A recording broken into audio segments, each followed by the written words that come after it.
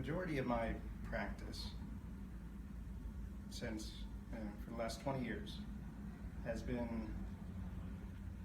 people that have not gotten better, not gotten the proper care from a mainstream medicine. So, and just for example,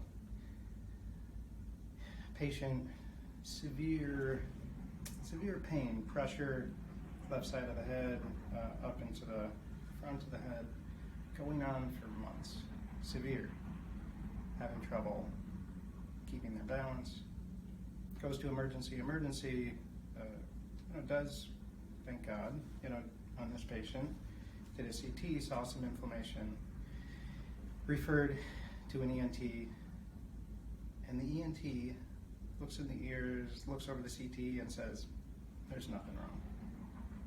Ears are perfect, sinuses are perfect. So like, this pressure, balance, it's not your ears, not your sinuses.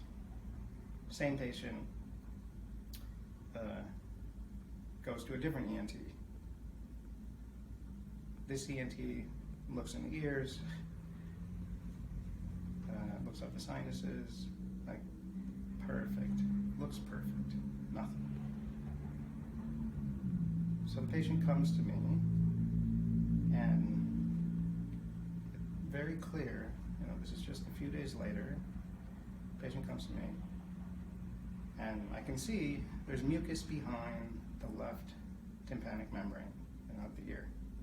And then I showed the patient a picture. It's obvious. A woman comes to me, 30-some years of pain, she's overweight, she's depressed, and been to primary care providers, different primary care providers because she moved, been to different specialists, rheumatologists, and there's nothing wrong. Why are you in pain? You're overweight. Why are you depressed? You're overweight. That's it. And this woman comes, we do some tests. She has elevated antibodies that are tied to lupus, elevated antibodies tied to rheumatoid arthritis. Why is she in pain? Because she's having an autoimmune reaction against her tissue that's causing the pain, causing the inflammation. Why is she overweight? Because she can't move. Why is she depressed? Because she can't move. Because she can't be active with her family. We have a major problem where we have doctors that made it through school because they have a good memory, but they don't care about people. You have to care about people to be a healthcare provider.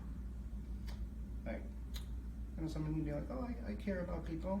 No, you really have to act like it.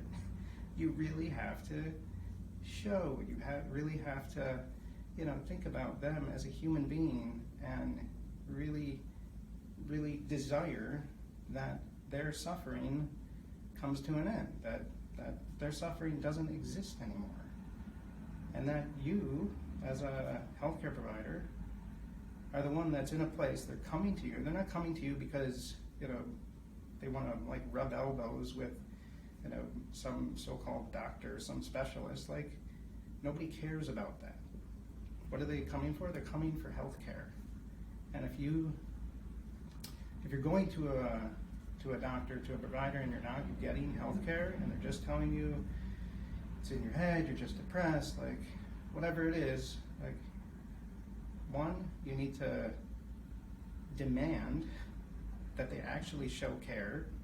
And if they're like, oh, I don't have time for this, then you got to keep looking. You got to keep searching for someone that's going to actually listen to you, actually show you care, show you care and compassion. Look for the cause, and work on helping you get better. We can't put up with this anymore.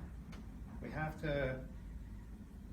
have to be able to be self-advocates. You need to have a family member come with you or a friend come with you. to an appointment, and if the healthcare provider, I don't have time for this, like this is what it is. No, like this is your job. You need to put them in their place. This is your job.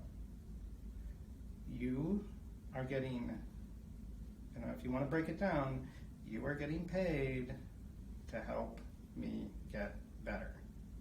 If you don't want to do that, go find another profession. I suggest you quit. Go find another profession where you don't deal with people and you don't deal with people's health.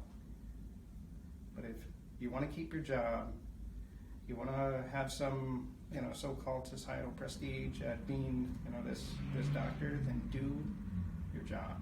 You got to be straight with them. Put them in their place, and their place is to be of service to you and to try and help you.